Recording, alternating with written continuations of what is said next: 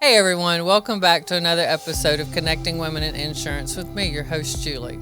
This podcast is designed to highlight the journeys of amazing women throughout the insurance industry. If you haven't already, please like and subscribe on your favorite podcast platform.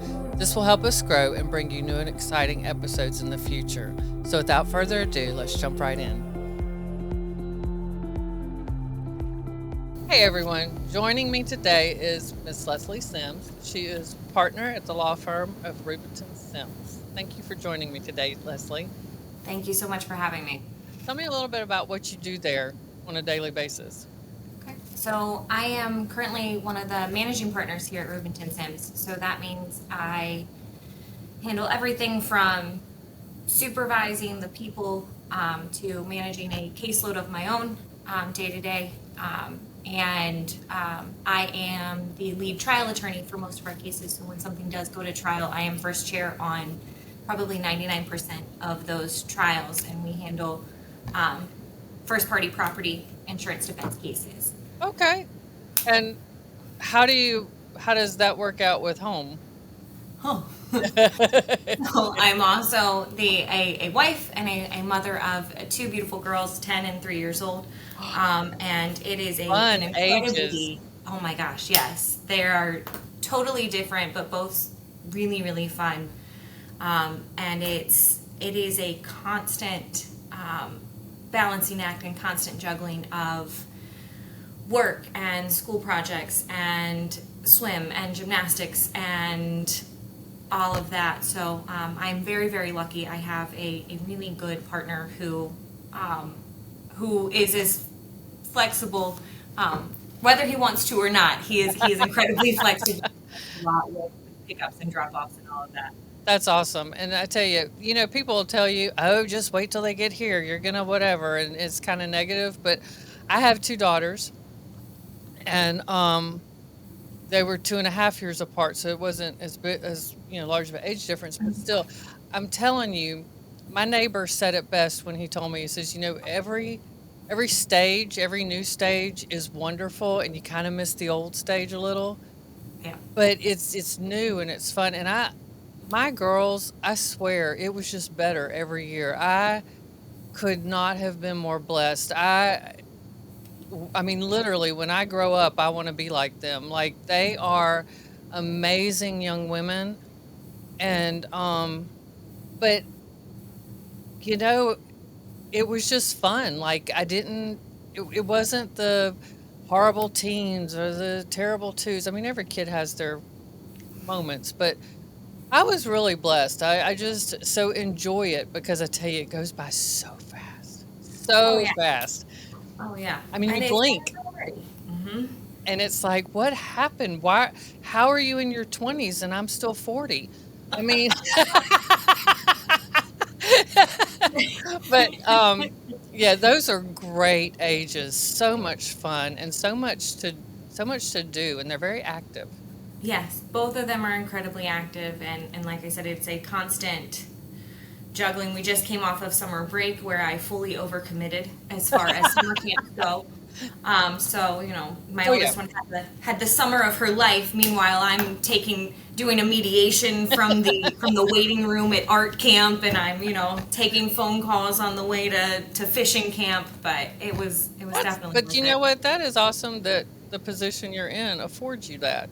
That Oh, is absolutely. that is really great. Anyway, And I tell you, it's one of the best things I think that has come out of COVID. As crazy as that is to say, I think the ability for us to work across the board remotely, right. to do things via Zoom, to do more things over the phone, and to have those virtual meetings, it's really like it has made all the difference in the world as far as my work-life balance goes, because I can do that. I can Right. sit at the table at gymnastics and watch my daughter and finish up work, and I can I have that flexibility now, whereas just 5 years ago Yeah. there's no way, it just wasn't possible. So That's nice. yeah, for sure. So I ask everyone this: what made you decide on a career in insurance? I know you do law, Yeah. but not everybody. I mean, You think law, you think, what you see on TV, but you don't always think insurance, right? Right. And insurance sounds dull, but honestly, there's a lot of it that's very interesting. So how did you end up in insurance? Where did you begin?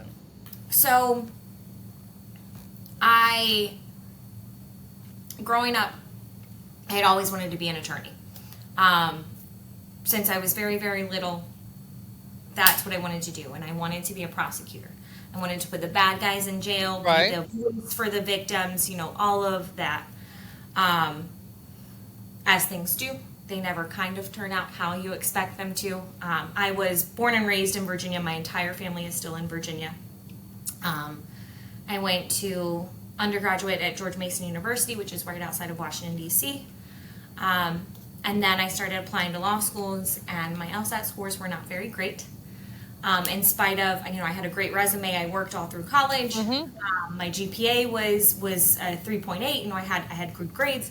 My LSATs weren't good, and so I started working in the IT field for a year and a half. At which point I was like, no, I got to do this. Let's go to law school. I found a very small, bottom tier law school in South Florida that accepted me, and they gave me a scholarship. Well, there you go. So I went to St. Thomas University for law school. I did very well. I was able to kind of mitigate my student loans by the scholarship. I worked all through law school.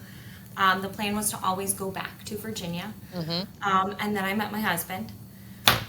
So I'm still here now, 19 years later, still in South Florida. When I graduated law school, I did go work for the state attorney's office in Broward County. Actually, I worked there for 6 years. Nice. And it was everything I thought it was going to be. It's exciting. It's trial. By the time I left, I was doing firearms cases, shooting blood and guts and guns and pointing guns at a jury. Really, like, I was Law and Order. But after 6 years at that office, we had just bought a house. I had just had my oldest daughter, and I was making less than $60,000 a year. Oh, wow. Yeah. And I had the great fortune of marrying for love and not money. Right. And so I got to a point where in my career it just wasn't fair to my family for me to have the earning potential of being an attorney and staying in a job that was so underpaid because I liked it. Right. So I started applying for jobs, and it was Rubinton and Associates at the time when I applied to work here, and I didn't really understand what insurance defense was. But it was the first job that offered me what I was asking for in salary. And it was one of those situations where in the interview he's like, what are you looking to make? And I said a number, and they were like, okay. And I was like, oh, should I have asked for more? But what I found was that with the property insurance, I really had a knack for the construction aspect of it. It was, and I don't know, I grew up in a household, my dad did construction my whole life, and so, there was that rolling around in the back of my head, going to builder showcases and having to visit new driveways on the weekends because Dad was excited about them, projects at home and those kind of things. But it really had a knack for the construction, and I really enjoyed it. And so what kind of was, we'll see how this works out opportunity, turned into what now, I've been here since March of 2017. I started at Rubinton and Associates, kind of figuring out property insurance, and now, like I said, I've worked, I'm a named partner now. I manage people, and I do everything from litigating cases to doing coverage opinions and consulting with insurance companies about policy language and adjusting things. Hmm. And like I said, it really has become something that is interesting and that I do enjoy. And like I said, the construction part of it is really where I think I found my groove. Right. Um, and so to answer your question, um, I didn't really choose insurance. I Hmm. think insurance chose me. Right. Um, but I really have come to enjoy it and really have come to um, have an appreciation for the intricacies of it. And like I said, really that construction aspect is really what I like. Right. That's really cool though. That you end up in an area that your childhood, Yeah. your childhood experiences with your dad help Yep. you out. Yeah. That's kind of neat. My granddad actually sold insurance door to door back when they did that, and Yeah. I remember him telling me stories, but I never thought insurance, but you're right. I mean, it's funny how things from your childhood kind of influence whether you realize it or not. That's Yeah. pretty cool. Um, so I do have a question that sparked me. What has been, and I know you can't give specifics. I'm not asking for specifics, but what has been maybe the most interesting case you've dealt with in insurance? Because what you came from sounded extremely exciting, like Right. just very exciting. So, what has like, what is the one case that maybe piqued your interest the most, or really just you found fascinating? as as crazy as maybe it sounds, had a raccoon case, and had a raccoon case, I love it. right? And it's been my favorite by far, um, because it has like I know. That's awesome If because people guys raccoons don't are know, just there. raccoons. It's definitely the raccoons. So, But there's certain exceptions in insurance policies for like vermin and rodent right, exposure and stuff. And it turns out raccoons are neither of those. Did you know? I had to do a whole bunch of research. Raccoons are not rodents. right. And so they're not excluded under your insurance policy. We actually had to pay that. But in this case, there were so many levels. So first I had to figure out if rodents themselves are covered. So then I had to do all this research about what a raccoon is. And I was very excited. And then the company that did the removal, like the trap, because you Right. have to trap them and remove them and all that kind of stuff. So then I'm doing all of this research about how they figured out how to trap them, and that raccoons, they use the bathroom in one area and they like nest in another area. They're very sophisticated, which Hmm. also was very interesting. But then the company that did all the removal, they went out of business. So they go out of business before the lawsuit is filed. And so the insured had paid part of the bills, but they hadn't paid all of them, and they were looking to be reimbursed, and the company's looking to be reimbursed. But what do I do with a company that's been dissolved? And so there was another level of stuff that I had never dealt with before. So far, the raccoon case is top notch. And then when it comes to rebuilding and stuff, you can't just clean it up. There's hazmat stuff with all the stuff coming from the raccoons, and it has to reach a certain grade, and it has to be approved, and you have to have permits and all kinds. Wow. So, what Raccoons. did the raccoons do? So they came in through a vent in these people's attic, and basically made nests. They had their little potty area, and they had where they had their babies, and they were living in these people's attic in the insulation Mm, for years. wow. And how the people figured it out is the area where they were using the restroom started leaking Right. into their kitchen, and they thought they had a roof leak. So they call somebody out to look at the roof, and they're like, no, the roof's fine. So when this guy comes to look at the roof, he goes into the attic to try to see if like there's something like a vent or something that's not sealed, and there's a whole family of raccoons in there. So that poor guy. Imagine you're just like a roofer and you're like, well, let me check your attic. Ah! That's awesome. Well, yeah, I live on a farm, so whenever we see handprints, we Oh know, yeah. we're pretty sure if it's small, it's a raccoon. If it's large, it's a bear. But you know. Oh, Yeah, it's small. Yeah, raccoons are they're they're interesting and they're very resourceful little things. oh yeah, Yeah. yeah. Oh yeah, And they very can. organized. Who knew? Mhm, they really are. Um they're they're funny. That's hysterical. I love that. That's my favorite case. Um that's just awesome. Okay, so in all these years of your career and things you've done, did you ever make a decision or a mistake and you thought, okay, that's the end of my career, that's the end of my job, I'm fired, but you learned a really valuable lesson um that helped you further down the road. You look back on that and think, man, that was a huge lesson and I'm glad I went through that. Oh yeah. So my partner's probably gonna kill me for sharing this, but but it's a good story. So in criminal law, when you take depositions, the only person that can be in the room are the attorneys and the person that's being deposed. Right. Civil is very different.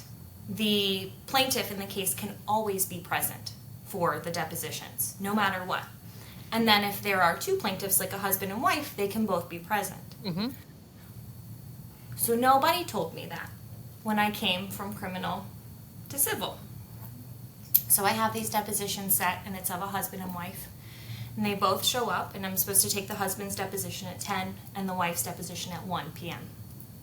But they both come in, they both sit down. And I was like, I'm sorry, ma'am, you need to leave. I'm taking your husband's deposition.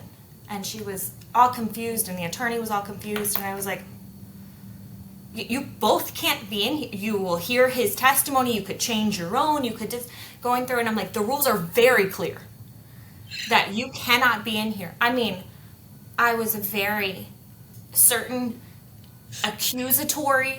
I was aggressive. Ma'am, you have to leave. And so she did. She got up and she sat in like the waiting room and we finished the deposition. And then she came in and I did her deposition and we finished up. And afterwards, the attorney was like, you're wrong. And I was like, you're wrong. I know the rules. Like, so he calls my partner and was like, hey, your attorney's an idiot. You should probably have a conversation with her about the rules.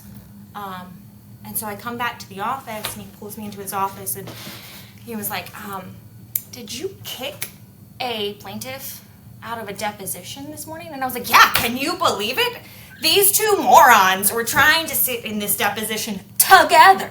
Can you? And this attorney told me I was wrong. I'm not wrong. And he was like, oh, yeah, you're wrong. And that you can't do, they could move for sanctions against, like you can't do that. That's not at all allowed. And I was like, oh my God. It was fine. The attorney was nice about it. We've laughed about it since. But I was very certain that they were going to move for sanctions, that I was going to there was going to be malpractice because I was so rude to these people. My reputation was this moron's going to yell at you about something that's not true. But looking back, fake it till you make it is really the lesson from that. You know what I mean? I think, nobody knows what they're doing, and if you're aggressive enough, they just listen to you.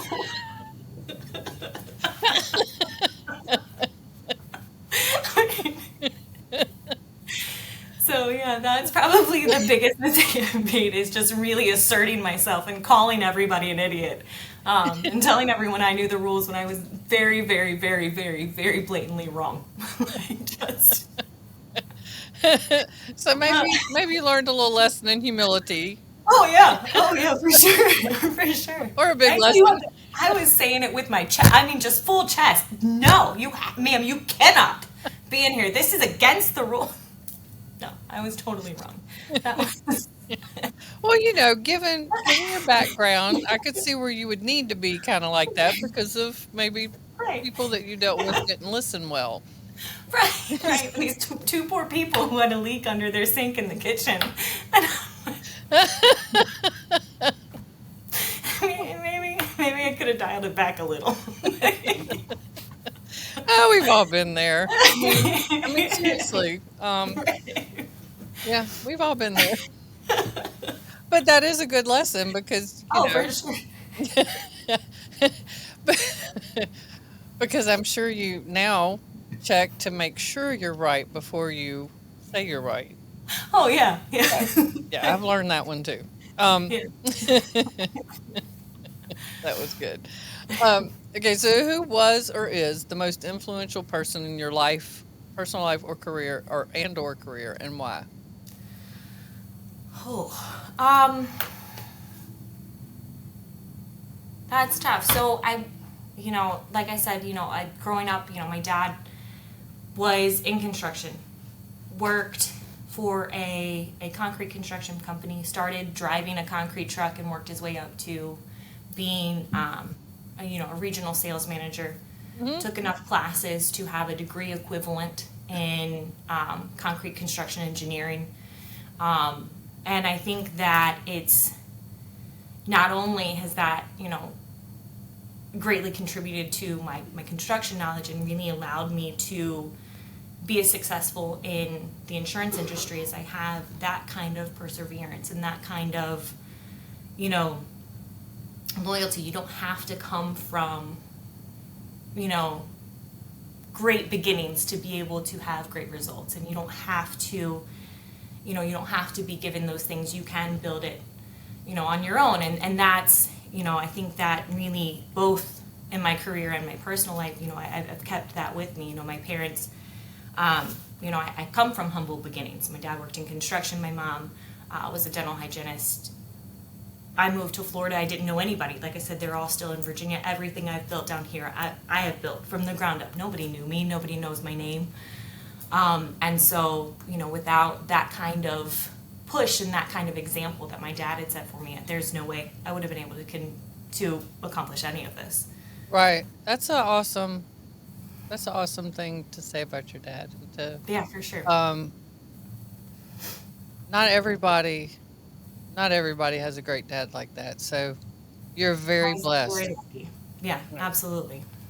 And not to take away from your mom, but No, no, no. And she's amazing. And she's, I lost my dad in 2015, I'm so and my sorry. mom has still been there, and she's still around. She's a huge influence in my kid's life, even though she's far away. Right.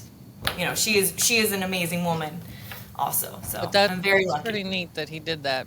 And I agree with you. You don't have to start from great beginnings to achieve greatness. Absolutely. Um, okay, so what advice would you give to women listening, or men, because both listen, but what advice would you give to those listening who want to move forward in their careers, no matter the industry? Maybe they've hit a hiccup or whatever, but what advice would you give? Ask questions to everyone. The bulk of my success has been the fact that I haven't paid attention to people's titles when talking to them. Nice. At networking events, in court, at depositions during inspections for homes. Ask a million questions of everybody. I have gotten more advice and more information because I haven't been scared to ask. I haven't been intimidated to talk to anybody. I'll talk to anybody. And I think if you can put titles aside and just show interest and just ask those questions, people appreciate it and people will respond really well to that. And I think that's the biggest piece of advice. Ask questions to everyone. Um, and sometimes when you don't even you may feel like you're overstepping because you didn't realize how important somebody was that you were talking to. That in my life has created great mentorships for me. I've overstepped and talked to a judge at an event, didn't realize I was talking to a judge, um, and it turned into like I said, a great mentorship. So if you can just put all that aside and ask questions of everybody. Okay. Um, yeah, I have noticed that you're right. The titles don't always matter, and 9 times out of 10, they were in the position you're in now, or something similar, and they move their way up. So they're generally speaking, people are nice and will be glad to give you advice. So that's excellent advice. I love that. Okay, so we're gonna go ahead. Oh, okay. We're gonna do some quick questions, and these are fun, just off the top of your head. Um, so what is your favorite hobby or pastime? Oh, um, the beach. Going to the beach.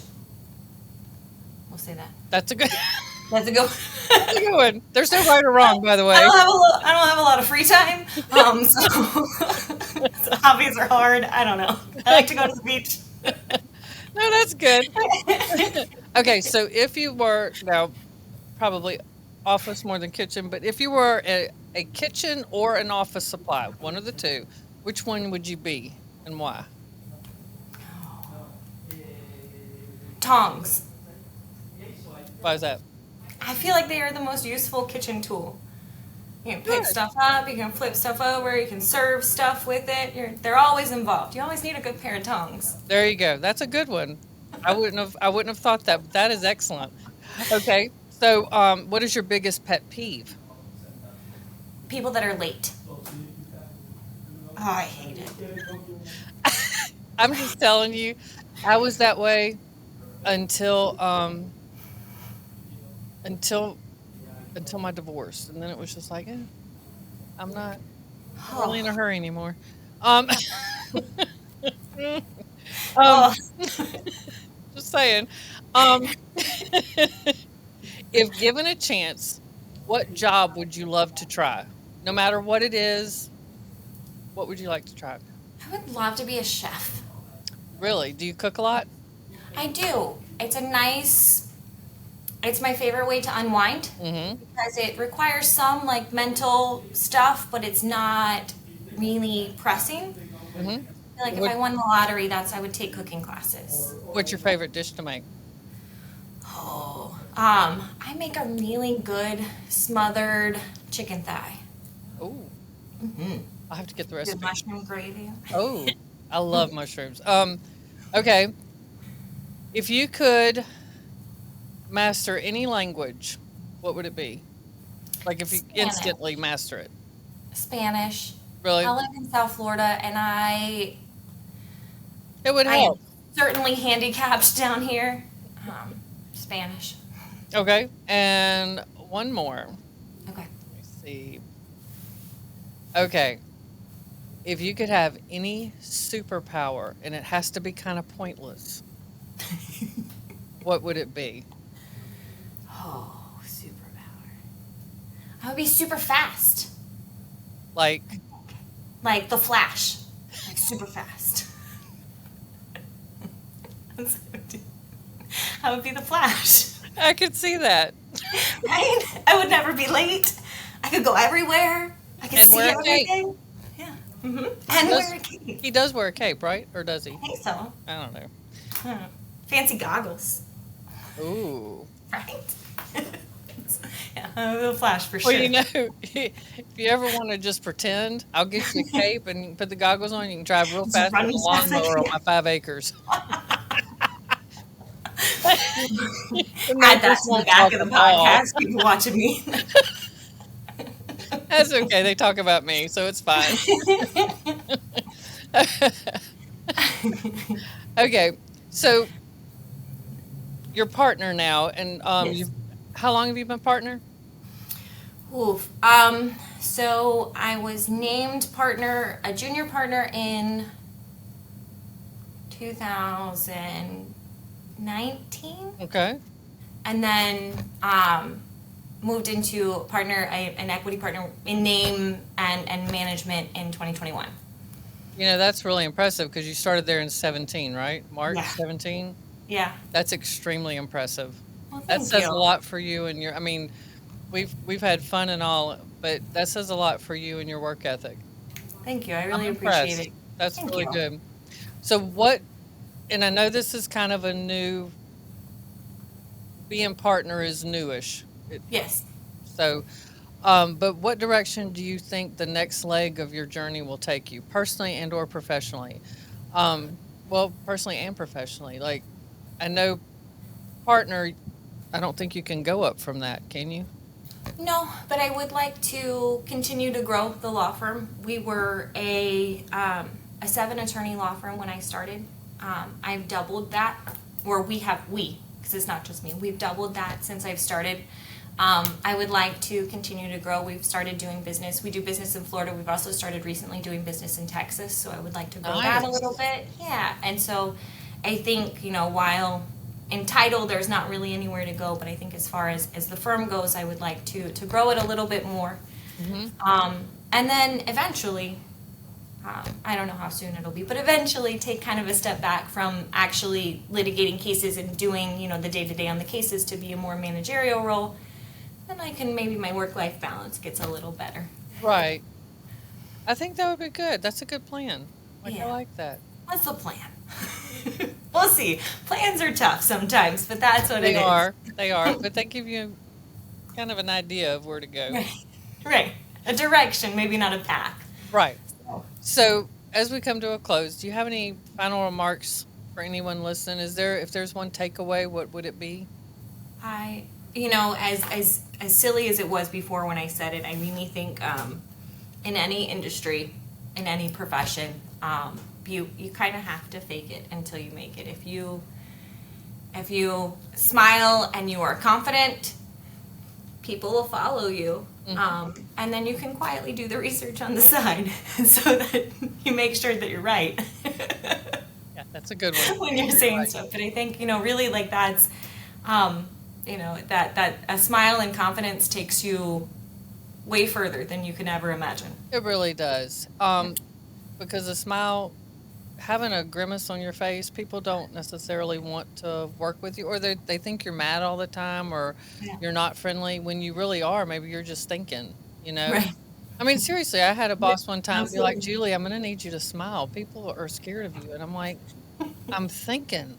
And he's Right. like, I've been told well, that. think I'm with a working on smile. And I'm like, you know, he's like, it. not that smile. Right. So, so I get it. But yes, you're right. Confidence takes you It's a everything. long way. Yes, Oh it yeah. does. Not arrogance, but confidence. Yep. Yeah. I love it. So Well, that's it. Leslie, I have enjoyed this so much. I really Thank you so appreciate you much. taking the Me time too. to do this with me.